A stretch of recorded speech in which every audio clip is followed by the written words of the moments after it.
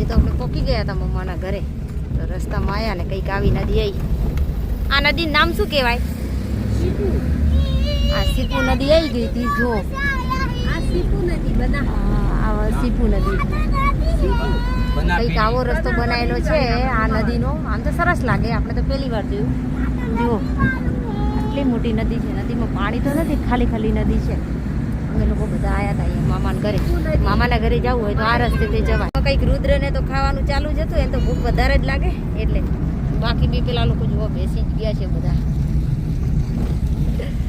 દેખાતા બી નથી. આ રસ્તા જેટલા ખતરનાક નહીં, અને સરકારે મોટો બી રસ્તા નહીં કરાવતી. અચાનક એક્સિડન્ટ થઈ જાય, અચાનક કંઈ આડું આવી જ જાય. આજુબાજુ એકલા બાવળ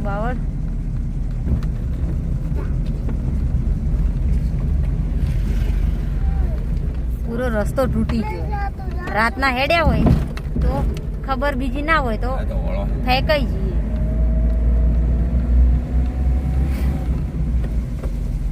અંદર આવ્યા પછી ખબર પડી કે કંઈક આવું હતું. બધું બી સારું નહોતું. આ જોઈ ધીરે ધીરે લોકો વસે છે, બાકી ગામમાં એટલું બધું છે નહીં. આવું છે ગામ.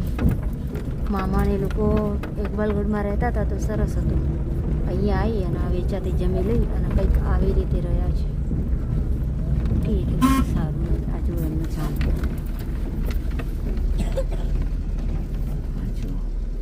આ છે મામાનું ઘર, અને અમે તો કંઈક બહાર ગયા તો આવી રીતના બોરવેણી લાયા.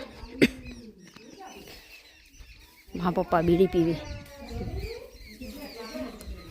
જુઓ નહીં ખાવા આવો પાચે. આપણા ક્ષેત્રમાં પહેલાં કેટલા પાકતા નહીં, હવે નહીં આપણે કઈ બોલી એવું.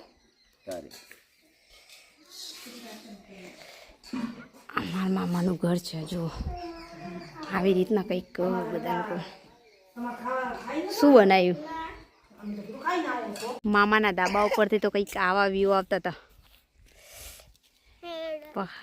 પહાડ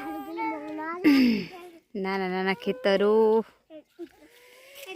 એટલું મસ્ત છે. એ ના ઉતરીશ નીચે, હા પડી જઈશ.